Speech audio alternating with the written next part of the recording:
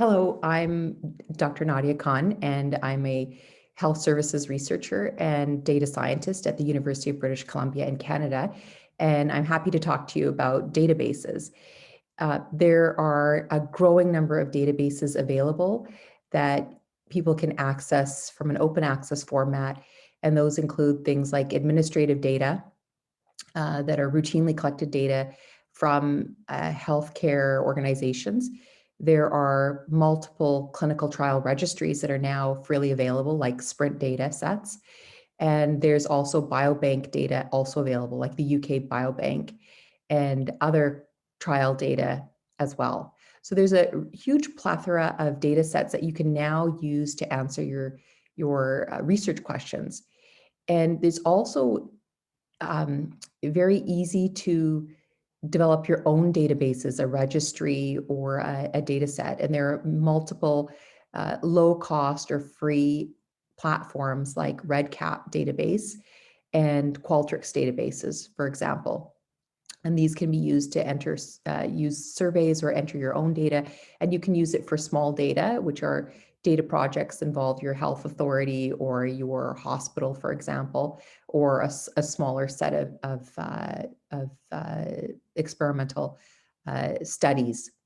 So with this, I would say that you're now able to answer many more questions, both on a population level and on a level of looking at effectiveness, like clinical effectiveness of a treatment as well, much more easily than you could have, say, even 5 or 10 years ago.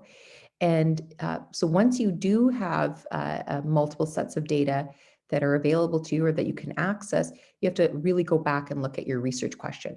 And when you look at the database, you have to ask yourself, does my research question, can it be answered using this database? Do I have all of the important dependent and independent variables? Are they collected appropriately? If I'm looking to look at follow-up outcomes, do they have a sufficiently long follow-up data set? And really the robustness of how those data variables are defined are also critically important. So if the data set is entered with all the variables that you need, then you're sort of off to the races. And so I would say that the key steps are to clean your data, organize it, look for outliers, look for errors, misunderstandings in your coding algorithms, just to ensure that you're capturing the data as is collected. And then the next tip I would say is to create your data tables and your statistical plan before you start diving into your analysis. And that's really just to keep you right on course with your hypothesis and your research question. At the end, you may have a negative analysis, or you might find something interesting that you'll explore, but just an exploratory analysis.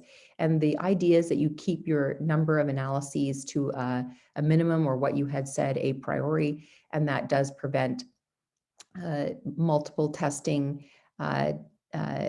difficulties as well as bias from being introduced into your analysis. So again, there's lots of rich data sources, and I encourage you to look. The International Society of Hypertension is planning on developing a library, a curated library of some hypertension databases that will be made available for ISH members. So we are looking forward to that, and happy data analysis. Thank you.